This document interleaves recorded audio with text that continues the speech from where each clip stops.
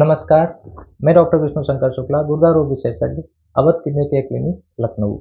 आज हम लोग बात करेंगे एक बहुत ही कॉमन और इमरजेंसी सिचुएशन की, वो है हमारे पेशेंट्स में सांस का फूलना।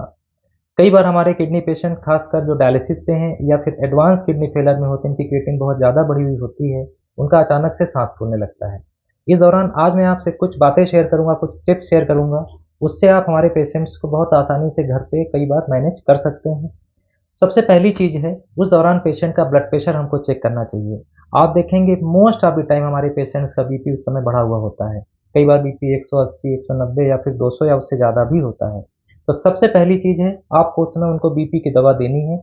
खासकर जैसे निकार्डिया, अर्कामिन ऐसी टैबलेट अगर चल रही हो उनको, तो उसको आप एक्स्ट्रा डोज़ दे दीजिए। उनको 1-2 टैबलेट निकार्डिया और 1 या 2 टैबलेट अर्कामिन उसी समय तुरंत दे दीजिए। उससे उनका बीपी कम हो जाएगा, बीपी 130-40 पहुँच जाएगा और सांस में काफ़ी राहत मिल जाएगी।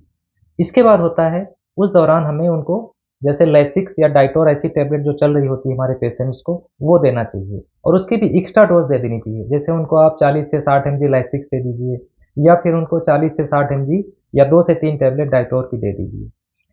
फिर बहुत महत्वपूर्ण बात होती है, उस दौरान हमारे पेशेंट्स को प्यास ज़्यादा लगती है, लेकिन हमको उस समय उनको पानी को प्रतिबंधित करना है, पानी को रिस्ट्रिक्ट करना है। तो हमको पानी उनको बहुत ही कम पिलाना है या फिर नहीं पिलाना चाहिए, क्योंकि जब सांस फूलता है, ब्लड प्रेशर बहुत ज़्यादा बढ़ता है, हमारे पेशेंट्स में लंग्स में पानी जाने लगता है, उसको हम लोग पल्मोनरी एडिमा बोलते हैं। तो हमें पानी उनको बहुत ही कम से कम देना है या फिर नहीं देना है। इसके बाद आता है, हमारे पेशेंट्स को उस समय सीधा नहीं लिटाना चाहिए। जैसे बेड है तो उसको प्रॉप्ड अप करना चाहिए या फिर सिरहाना जो होता है उसको ऊंचा कर देना चाहिए, या पावा जो होता है सिरहाने पे उसके नीचे 1-2 आप ईंटें लगा सकते हैं या तकिया लगा दीजिए बेड के नीचे, जिससे कि उनका सिरहा थोड़ा सा ऊंचा रहे और उससे सांस में काफ़ी राहत मिल जाएगी।